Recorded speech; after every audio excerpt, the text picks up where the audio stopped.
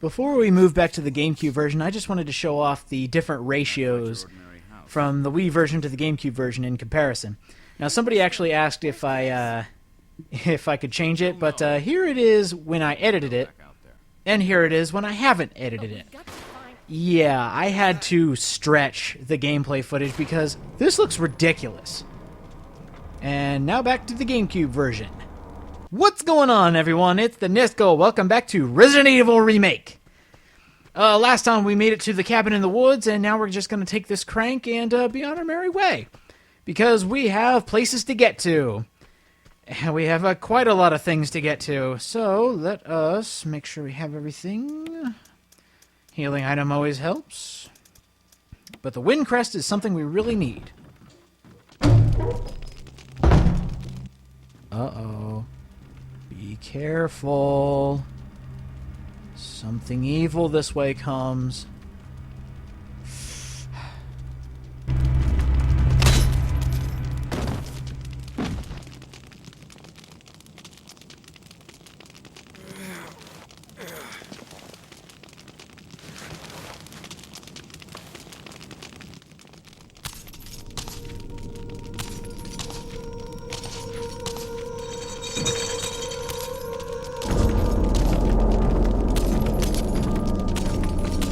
Run right past the monster, she won't get you. Whew! Oh, that was easy.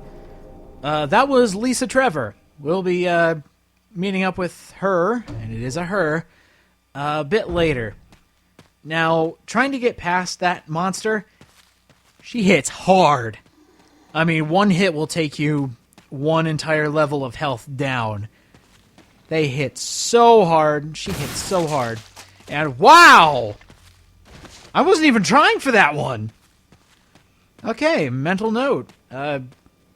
Headshots to the spine, they work a lot better. Duly noted.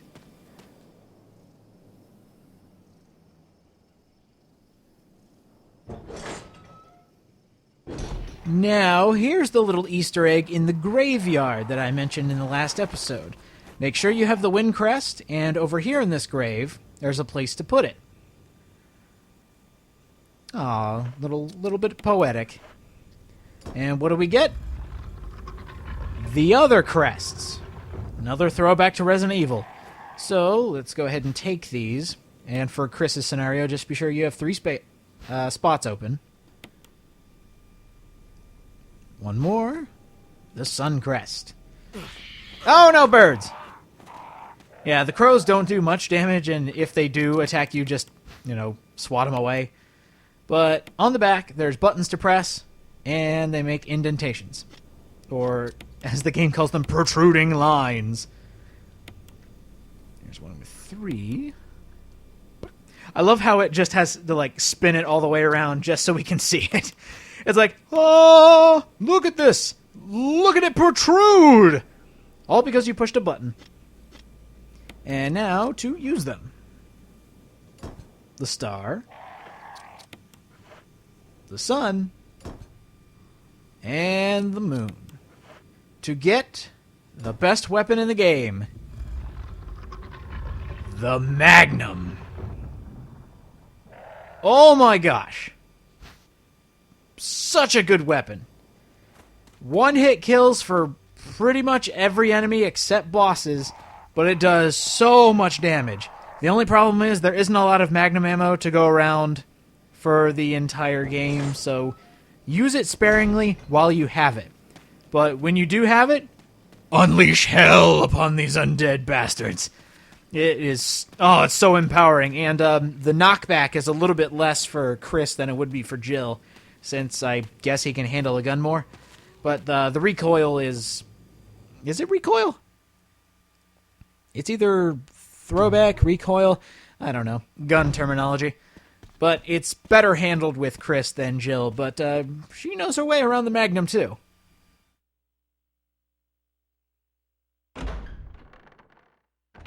Phone call. This is Brad. Come in, Stars Alpha Team. Come in. Does anybody hear me? This is Chris. This is Brad. Stars Alpha Team. Bravo Team. It doesn't matter. Respond. I repeat, this is... Brad, this is Chris. Brad? Damn. Thing's broken. It's actually really funny.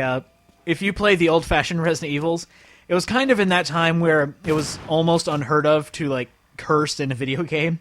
So when they get that call from Brad, you just hear them go, oh, like, gosh darn it, the radio, it does not work. And of course you had the really campy and terrible voices. So it's good that they updated, you know, the audio clips and everything. And whoever says GameCube graphics are terrible, take a look at this. Look at the flowing water. Oh my gosh, it looks so good. The GameCube might not be the best graphically, but if you find some of the hidden gems in the GameCube library, there are some really good looking games, this being one of them. In fact, this game and Resident Evil 0 won awards for how good they looked. It's just, oh, it's so realistic. So nice, very picturesque. I'm actually wondering if they modeled it after pictures. Like they made the sets, you know, brought them to life and then made the 3D models out of the pictures. That would make a lot of sense, seeing as how a lot of these just look like pictures. They look realistic. I just love how this game looks. And the tiny bit of realism just adds to, you know, the immersion of there actually being zombies here. So now we're going to hit what I call the halfway point of Resident Evil, because going through the mansion, it seems like, you know, that seems like a logical halfway point if you just go outside the mansion and you finally get to move around to different places. That's just what I consider the halfway point. A lot of people disagree with me and think that Disc 2 is the halfway point. I totally disagree with that because of the length of Disc 2. I'll talk about that when we actually get there. It won't be for a while, trust me.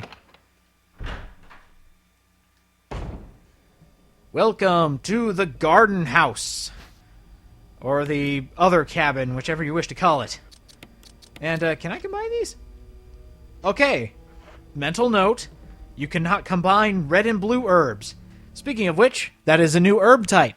Blue herbs, they heal poison.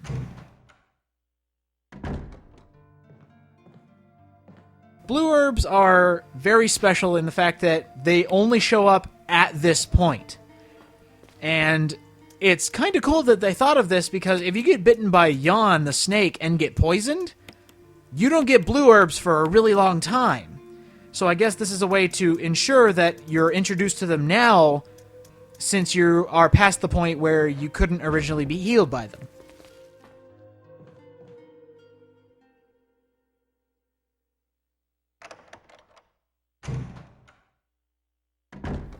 Alright, let's go ahead and move along. Don't want to push that like that. There's a few back and forth segments in this cabin, which is okay, because this place isn't that big, but still, having to run back and forth from, like, door to door, it does get kind of annoying.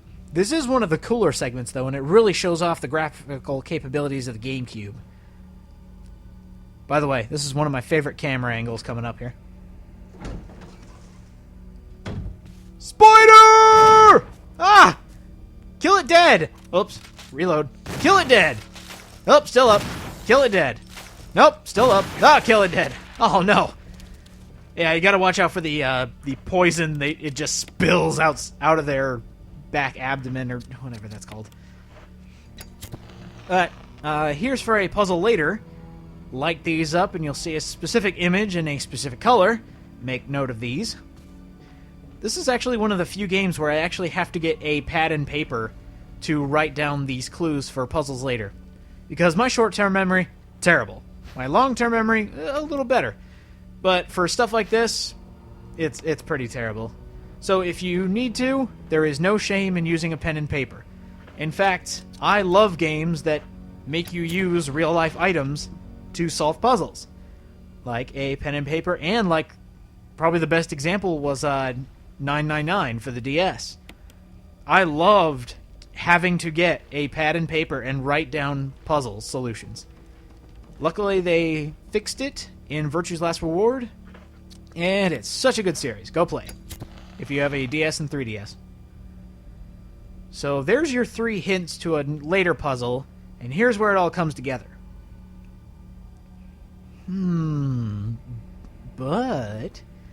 yes, make note of all of that.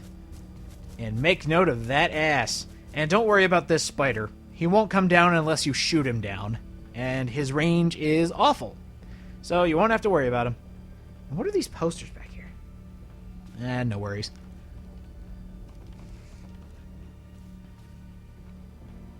Now we are going to move on.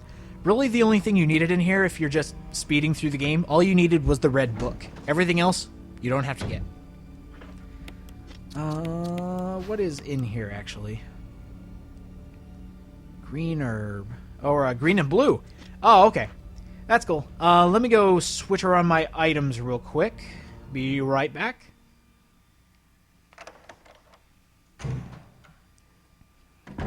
Editing. So, there we go. Don't go over that hole.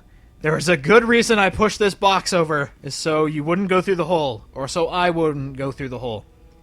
You don't go through it, but you don't want the thing to happen that happens when you cross over that hole. Just don't do it, okay? It takes a little bit of time. It takes like a few seconds extra. I'm sure you can wait. So now we need to go in that door, but here is a map if you need it. It's the entire outdoor, or the residence. That's what it's called. I'm sorry. It's the residence in Resident Evil. Residence Evil. Actually, I did see a really funny joke. It was George W. Bush. He had, like, devil horns coming out. It was President Evil. that was pretty good. Here is a report on Plant 42. Spoiler alert, the boss of this segment. Plant 42. What happens if they infuse a plant with the T-virus? Well, it gets a mind of its own and starts to attack people. Which just goes to show, if you have a dangerous chemical, don't test it on stuff. You idiots. Now, I could have sworn there was something else around here to get, but maybe I'm thinking of the other room. The only thing you need in here is in this room, actually. It's another key. Here's where we get to a lot of the back and forth. Here's the key we need. And did you hear that?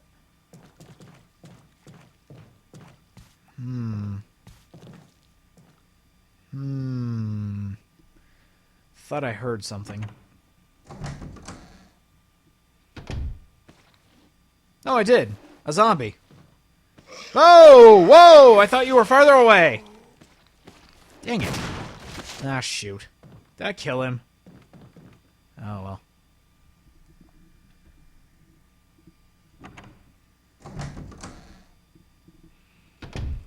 Okay, so now that we have that key, which is 001, need to head back. So let's move on back to 001 and get what's in there.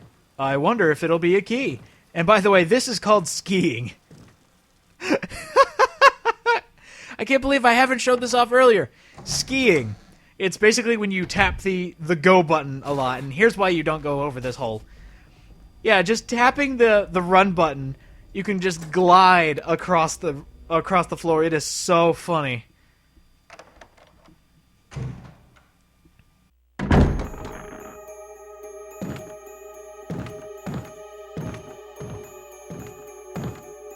Talk about atmosphere. As soon as you enter this room, whoa, it gets crazy. Couple items in here. This is a stupid gun. Do not pick it up. It's a one-hit kill for regular enemies. Now, my sources told me when I Let's Played this the first time that it was an insta-kill for bosses, too. I tried it on a boss, it didn't work. Go ahead and watch that video if you want to see how greatly it failed. But use it only on enemies. It's the equivalent of one magnum shot, but it only works for enemies, which I guess makes sense. But this is the only reason you needed to come in here. And he was supposed to get up. Every now and again, the zombies will just... They'll either become reanimated or won't do anything. Like, the hanging man right there, he was supposed to die. Or die. He was supposed to get back up.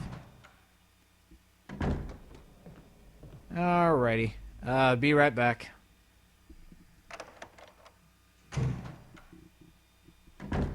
There is so much back and forth with Chris's story just because of those 2 inventory slots. Like, if he had 7, that'd be perfect.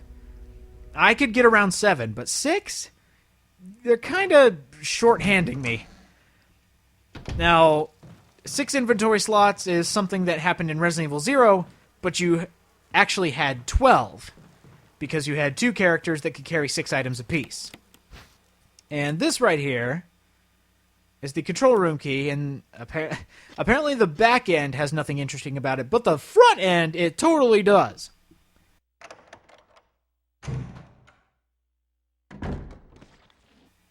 Oh, he's still up. And come on. Boom. Shoot! Well, he's going to come back as a Crimson Head. I'll have to deal with him later. I don't even bother with the gas can in this game. Really, if you're... I don't know how to explain this. If you're good at this game, that's a terrible thing to say, but really, burning the zombies doesn't really do anything for you. It just slows you down. If you're good at conserving ammo in survival horror games, you won't have to worry. And I love the music down here.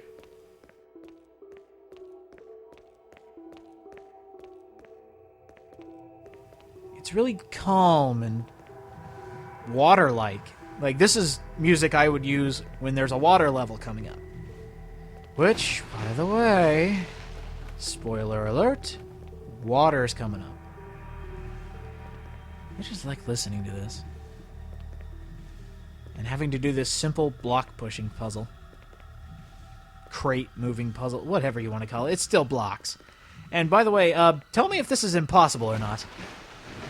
Okay, so those 2, that makes sense. But how are we going to get the 3rd one in there? That's the one that I'm kind of iffy on. The realism of a zombie game, yes. But just look how it just sinks into the other boxes. One sec here. Gotta push it all the way over here or else it won't fit. And I'll just listen to the music as we're getting closer here.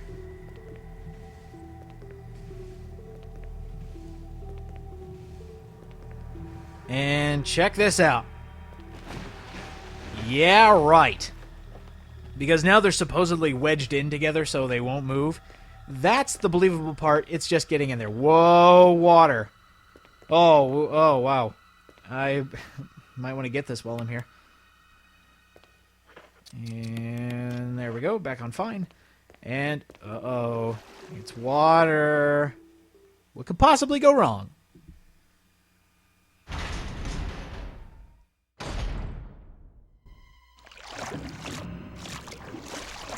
Richard! Chris! Chris, stop! No!